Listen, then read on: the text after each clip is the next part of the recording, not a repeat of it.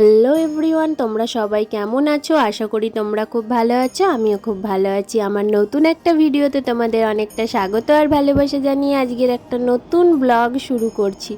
তো তোমরা ভিডিওটা কন্টিনিউ দেখতে থাকো, আশা করি ভালো লাগবে।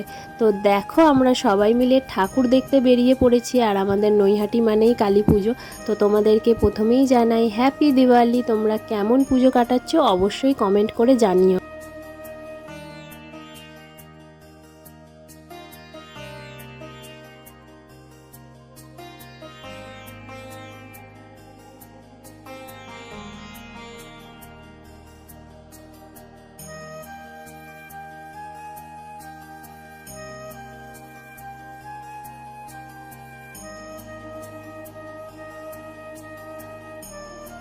চলো ভেতরে গিয়ে আমিও দেখি মণ্ডপসজ্জা কেমন হয়েছে আর তোমাদেরকেও নিয়ে যাই। আর তোমরা কি গেস করতে পেরেছো একটুও যে এই মণ্ডপসজ্জাটা কি বানিয়েছিল? না না, তোমাদেরকে বেশি ওয়েট করাবো না, আমি চলো তোমাদেরকে বলে দিই যে এই মণ্ডপসজ্জাটা কি বানিয়েছিল। তো দেখো, এখানে দীঘাতে যে নতুন জগন্নাথ ধামের মন্দির বানানো হয়েছে, তো সেটাই এখানে করা হয়েছে।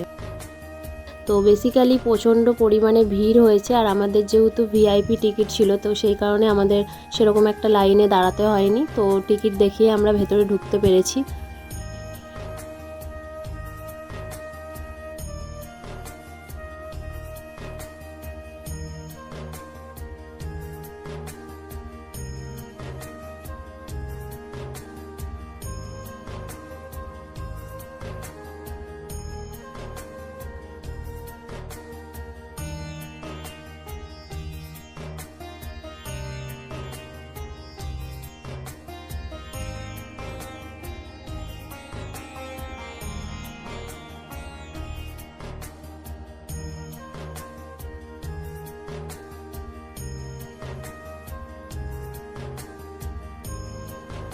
হরে কৃষ্ণ হরে কৃষ্ণ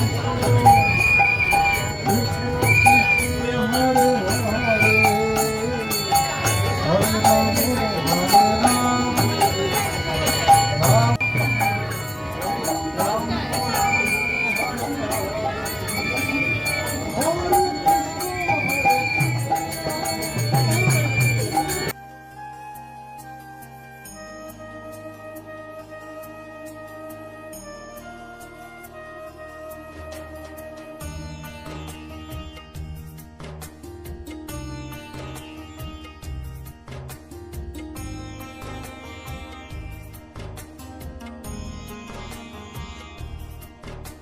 পর আমাদের ঠাকুর দেখা মোটামুটি কমপ্লিট। এবার আমরা বাড়ি চলে যাব। তার আগে একটু খাওয়া দাওয়া করে নিচ্ছি। ভিডিওটা যদি তোমাদের ভালো লেগে থাকে তাহলে অবশ্যই লাইক কমেন্ট শেয়ার করে দিও আর চ্যানেলটাকে সাবস্ক্রাইব করে পাশে থেকো সুন্দর সুন্দর কালী পুজোর ব্লগ দেখার জন্য।